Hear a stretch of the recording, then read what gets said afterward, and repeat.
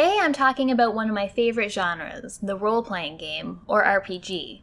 I recently read a discussion about whether the original Legend of Zelda should be classified as an RPG. Should it? And how exactly do you define role-playing game? A very simple definition of a role-playing game is one in which a player assumes the role of a character in a fictional setting. However, this isn't a very good definition, as it could apply to pretty much any video game. Though I control the character Mario in the fictional setting of the Mushroom World, I'd never call Super Mario Bros. 3 an RPG. Role-playing game originally referred to a tabletop game, like Dungeons & Dragons. Players would create their own characters, which would consist of both numerical statistics to determine the outcome of events, as well as personality and history. A dungeon master guides the story in action, but the players can have their characters respond to events, or to each other, in any way they can think of.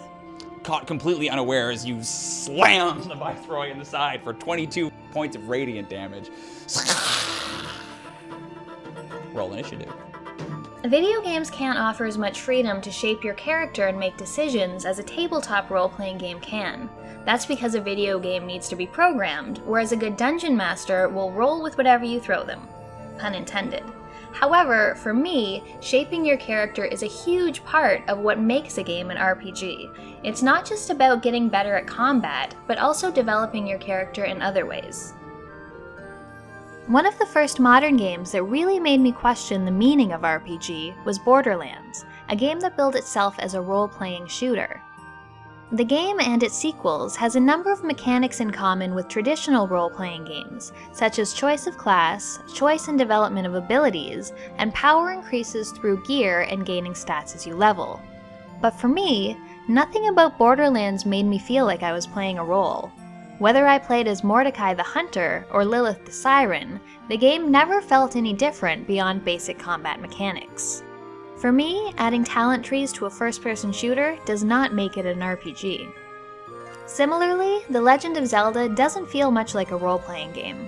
Link gets more resilient by gathering hearts, and stronger by getting access to better weapons, but that's really it. There's not a whole lot of character building going on.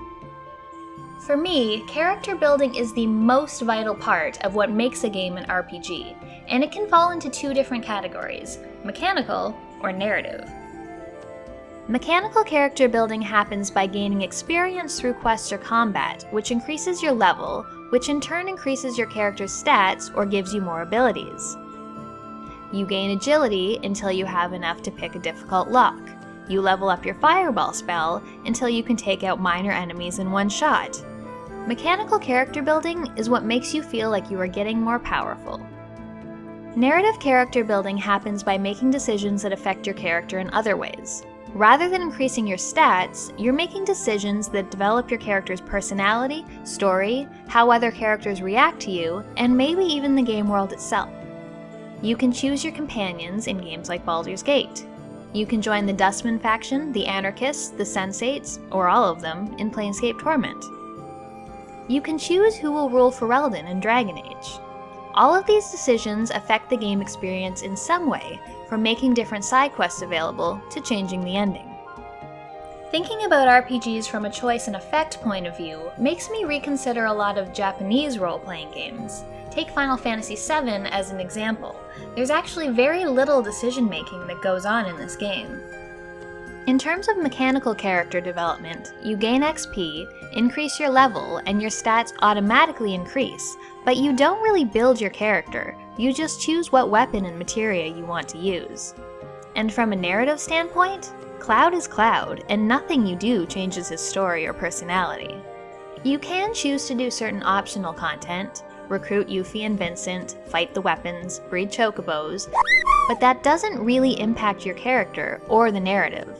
The only part of the game that really provides you with something different based on your decisions is who you go on a date with at the Gold Saucer. Related to this, most of the JRPGs I've played lack initial character creation. The character is already formed, though maybe you can choose between a couple different protagonists. However, in a lot of Western RPGs, character creation is a big part of the game, just like it is in tabletop RPGs. Games like Fallout, Arcanum, Baldur's Gate all let you choose things like your character's race, class, appearance, and how to distribute your stats. The act of creation gives you more of a sense of ownership over a character, rather than just having one pre-made for you.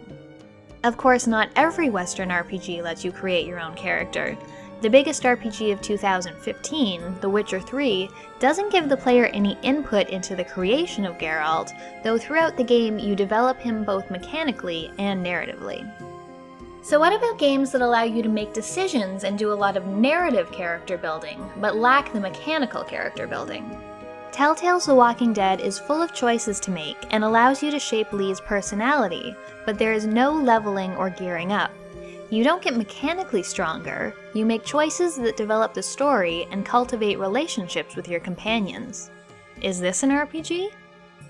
I feel that this kind of decision-heavy, character-focused game provides a much more immersive role-playing experience than one that allows me to level to 100 and adjust a dozen different stats, but this is generally classified as an adventure game. For me, what makes an RPG is decision-making and character building, both mechanical and narrative. Without the ability to have input into my character's development and choices, I don't really feel like I'm playing a role. If I switch game saves with someone else, I should be able to tell that their character is not mine.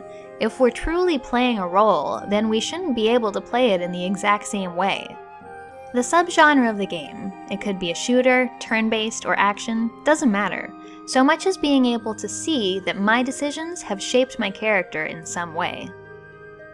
Now ultimately this is an argument of semantics, but I'm interested in how we classify games. How do you define an RPG? Is it as simple as controlling an avatar in a fictional setting, or are there certain mechanical or narrative elements that need to be present? Let me know in the comments, and I will see you next time. Thanks everyone for watching. If you're looking for more, check out my video on whether short and linear are bad things for a game to be, or check out experience points if you're looking for some more good tabletop action.